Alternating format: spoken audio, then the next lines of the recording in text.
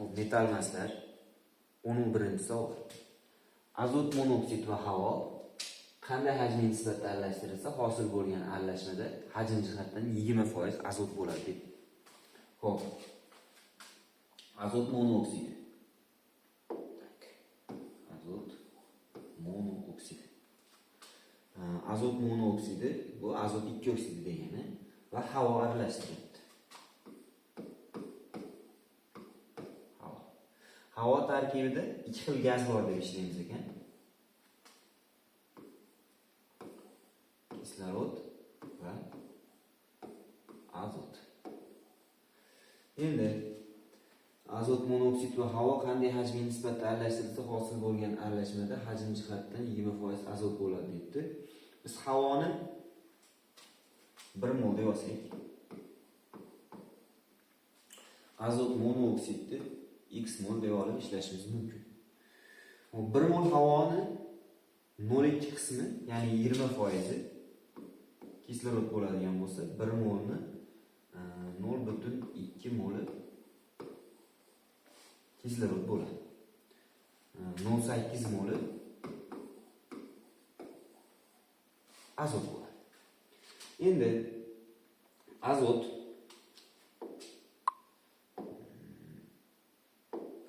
azot 20% tashkil qiladi deyapti.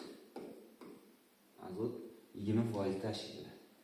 Azot 20% tashkil qilib qo'ygandan keyin, ya'ni 0,8 molimiz 20% ga teng bo'lib qolganligidan mana bu kislorodimiz to'la sarflanib ketgan. Bu 20% bo'lib qolish uchun hajm juda kattalashib ketgan. Hajm juda kattalashib ketgan degani mana bundan ko'proq qo'shilgan. Bu ko'proq bo'lgandan keyin kislorod aniq to'la sarflanib ketgan. Mana hozir 0,8 molimiz 20%, 100%imiz qancha deydigan bo'lsak, 4 mol chiqargan. Bu 4 mol aralashma tarkibida 3 xil gaz bo'lishi mumkin. Yoki 2 xil gaz bo'lishi mumkin. To'la reaksiyaga kirishgan bo'lsa, narigi azot monoksid ham. Bittasi azot. Endi yana qolganlari nima? Biz ko'ramiz. Azot monoksid kislorod bilan ta'sirlashdi va azot dioksid chiqdi. Reaksiyani tenglashtirsak, bu yerga 2, bu yerga 2 tushadi. Hop. Azot monoksidni 2 mol sarflanib, azot dioksiddan 2 mol hosil bo'layotgan. Demak, bundan necha mol olishimizdan qat'iy nazar, buni boshlang'ich miqdori o'zgarmaydi ekan. Azot dioksid bilan birga yig'indisi 10 mol oladigan bo'lsak, 10 mol azot monoksid va azot dioksid aralashmasi bo'lishi mumkin. 2 mol sarflanib, 2 mol o'rniga azot dioksid hosil bo'lib qolyapti. Bizda bundan 0,2 mol sarflangan bo'lsa, masalan, bundan 0,2 sarflangan bo'lsa, 2 ga 1 nisbat bo'ladigan bo'lsa, bundan 0,4 sarflangan. 0,4 bundan hosil bo'lgan. Buni x o'rniga necha qo'yishingizdan qat'iy nazar 0,4 ni ayirib, 0,4 qayta qo'shib qo'yasiz. Bu yerda faqat yo'qolgan narsa kislorod bo'lib qolyapti.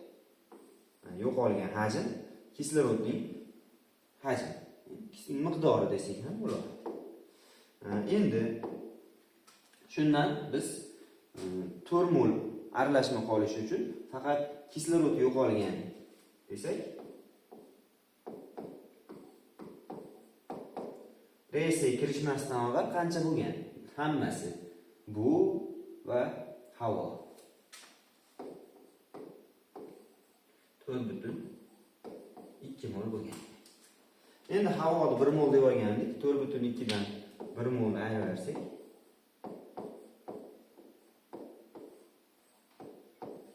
3,2 mol azot monoksid olingan. Demak, 3,2 ga 1 nisbatda olingan. Va oxirida bundan 3,2 dan 0,4 mol sarflanib ketgan bo'lsa, 2,8 mol azot monoksid qolgan, 0,4 mol azot dioksid hosil bo'lgan. 0,2 mol kislorodimiz sarflanib ketib, 4 mol aralashma qolgan. Bu yerda to'g'ri javob D bo'lyapti.